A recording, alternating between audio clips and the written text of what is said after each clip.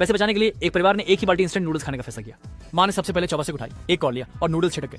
भाई की बारी आई। इस लड़के ने भी कोई कसर नहीं छोड़ी, बची हुई नूडल्स साफ कर दी। जब बहन ने कटोरा लिया तो बस एक कटोरा फीका सूप बचा था। सबसे बुरा हाल तो पापा का था। बेटी ने सूप भी पी लिया। वह चुपचाप नूडल्स के डिब्बे पर बचे सूप के खारेपन को चाटते रहे। एक भोजन जल्दी से समाप्त हो गया।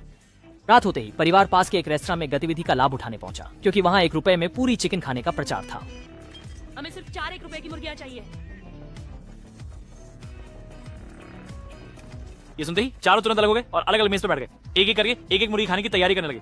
जब उन्हें लगा कि उन्होंने बहुत सस्ता सौदा किया है, ढक्कन खोलकर देखा तो अंदर बिल्कुल भी चिकन नहीं था, सिर्फ एक बड़ा कटोरा मिर्ची थी।